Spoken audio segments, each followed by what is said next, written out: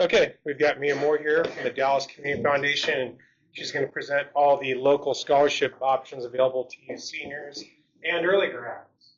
So good morning, everybody. Morning. You can all hear me all right? I'm a pretty soft-spoken person, so I'll try to carry my voice. So I'm here to tell you about the scholarships that are available through the Dallas Community Foundation. And we have 16 scholarship funds that have been established by people in the community or organizations that are specific to students here in Dallas.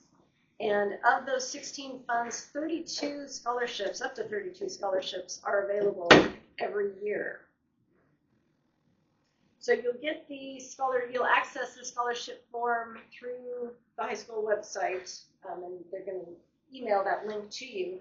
Once you go to that, you're going to find two things there. You're going to find the list of the scholarships and what all the eligibility criteria are, and then you'll also find the application itself. And it's going to be, once it's live, you can start applying up until April 1st. Okay. So when I said the list of scholarships, this is what it's going to look like. It's going to show you the name of the scholarship and all the eligibility criteria.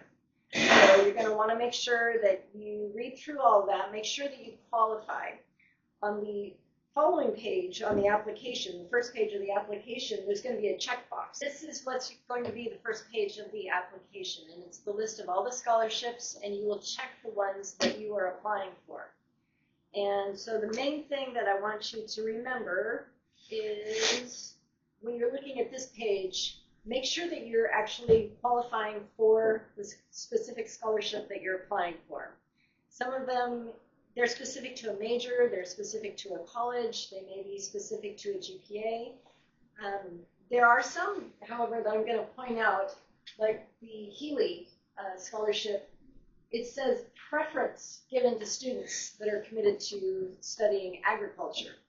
Well, if we don't have anyone that's qualified that's studying agriculture, we will consider other applicants. Okay, so that's a situation where, yeah, you're not majoring in ag, but you can go ahead and apply for that. But some of them are specific to a particular thing like nursing. If you're not going into nursing, don't apply for it, okay? So when you're filling out your application, a couple of things that are really important. Make sure that you really put a lot of thought into your responses and proofread. Give it to a parent, a friend, somebody who can proofread, do the word editor, because typos can really affect a reviewer's thought about your application. Okay, and make sure you don't leave anything blank. Sometimes we have people who apply for the Rotary Scholarship, and on the application there are questions that are specific to Rotary, and then they leave them blank. Well, you're not going to get considered if you leave them blank. So, and make sure that you show some examples of some of your community service, for example. You know, don't just tell us what you've done, but tell us what you've done and how you think that that's going to prepare you for college. Those are things that are going to perhaps give you a little bit of a leg up. Okay. And interviews. And I do want to stress, if you don't get called for an interview, perhaps you've applied for a number of scholarships, but you don't get called for an interview, I want to really stress to you that it has absolutely nothing to do with the quality of your application, with you as an individual, your talent for writing. There are just more applicants than scholarships, typically. Okay, and so I think typically the interview panels, they want to interview everyone, but it's just not possible to do so, particularly when there's only so many scholarships. So don't be downtrodden if you're not selected for an interview.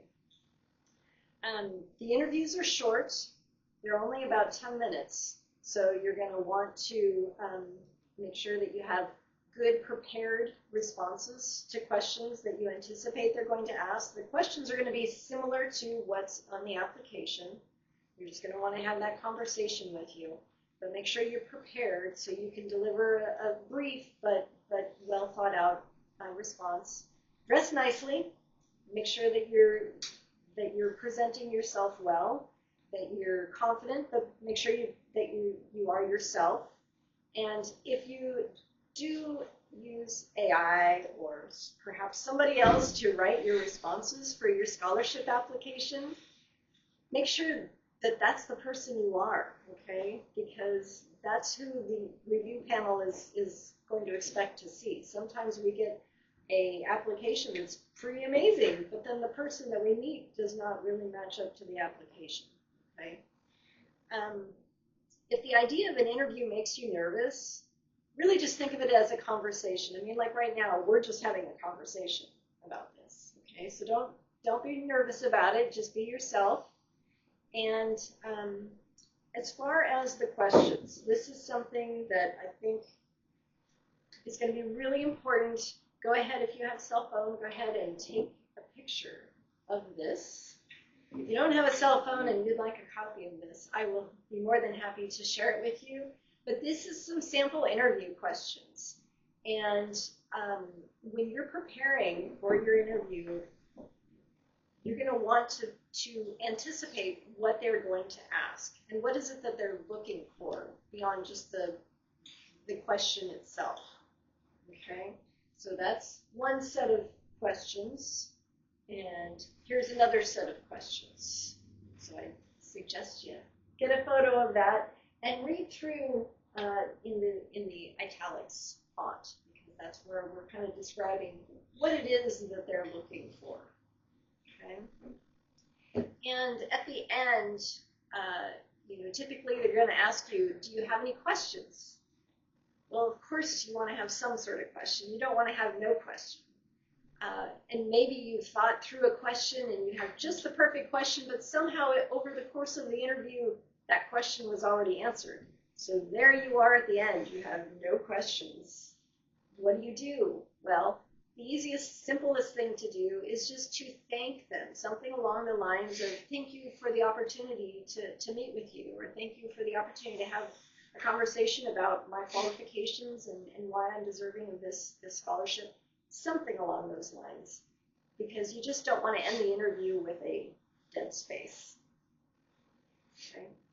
So if then you are awarded a scholarship, that will be awarded at the Senior Awards Night, and you will be receiving some paperwork that will look like this, and there are some very clear instructions about what it is that you need to do. There's certain things that you need to do and deadlines that you need to do them by in order to make sure that you will be awarded the scholarship. And so make sure you read through that carefully. So if you have any questions about anything that I covered, sometimes I feel like I maybe missed something, please feel free to reach out to me. My email address is Mia, M-I-A, @DallasCommunityFoundation.com. You can also text me or just call me. My number is 503-798-7847. And I'm happy to go over any of this with you. And also, I guess one other thing that I just thought of, the scholarships, it can be helpful if you have researched a little bit about the scholarships. The namesake.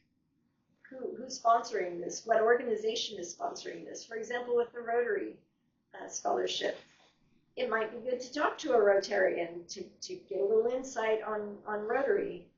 Adrian back there probably knows a lot about Rotary. But I'm a Rotarian. You can always feel free to reach out to me. Ask me any questions that might help you with your responses to the Rotary questions. So that's pretty much it. Are there any questions? Anything that I missed? Do you want to write up your name again, or your name or email, and your phone number, contact on here? Sure. Make it right.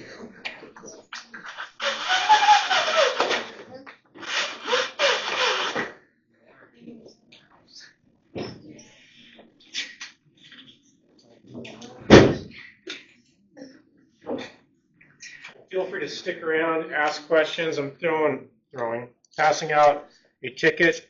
I just need you to write your first and last name on this ticket at the end of the year, we're raffling off senior prizes. I've got TVs, laptop computers, refrigerators, Apple TV, microwaves.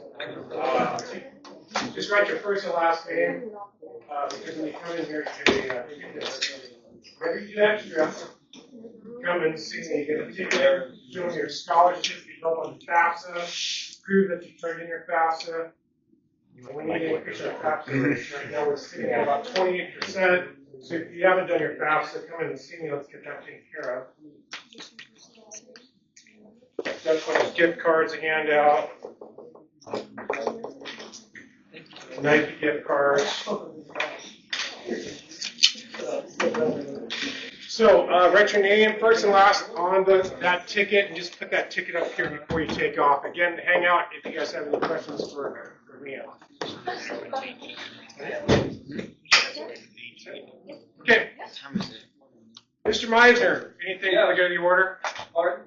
Anything for the good of the order? I only have one question, and I think sometimes kids don't understand this. So, if I am a scholarship winner, do you give me a check or a pile of cash, or how does that work? Excellent question. Yeah. We do not give you a check directly. The check will be sent to the school that you say you're planning to go to. So you will be providing us that information, and that check will go to the school. When do you have to provide like the school that you're going to? Would you have to do that when you're applying, or would you do that after? No, that'll be after the fact. Once you have been awarded a scholarship, and we will provide that form to you. There's a due date. I believe it's August 30th is the absolute due date that we need to know where you're going.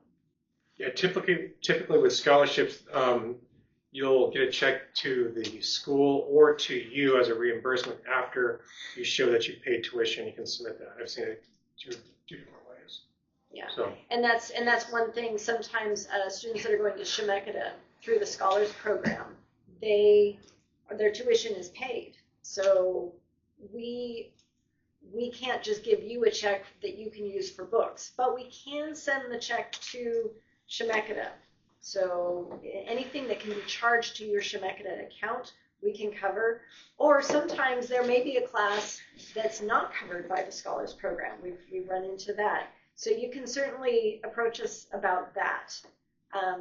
And if you are in the Scholars Program and you get an award, if you don't need it for anything, we will hold on to it for you for the 2 years until you transfer on to a 4-year school. You'll just need to let us know that. No FAFSA required. No FAFSA is required. So just like Chemeketa Scholars, no FAFSA required. However, Oregon Promise does require the FAFSA. And there is a section on the application where there are questions about your financial need. So be honest and straightforward about that to the extent that you can. Is there a question? Yeah. If I have my college fully paid for by scholarships and there's some overflow, what happens to that money? So if we send, say you get a scholarship, we send it to the school. If there's no need for the scholarship, I mean, you have no charges pending on your account, the school will either send the money back to us or they will just send you the refund of the balance of your account. Just depends on the school. I think typically they send the refund to the student. And so hopefully you would be using those funds for school-related expenses. And please just do not be the students that we had a couple years ago that when we asked him why we should give him the scholarship, he said because he needed a car. He wasn't sure if he was going to go to school, but he needed a car. Please don't be that student. Last but not least, a number of you have requested transcripts for like Oregon State or University of Oregon or Western. 7th semester grades will not be posted for about another 7-8 days. So just be patient about that. Rachel's out right now, so yours official transcript after 7 semesters will not be available, but we certainly will put an announcement out when that's ready to go. Good. Okay, thanks, everybody. Thanks, Maria. Have a good day, all.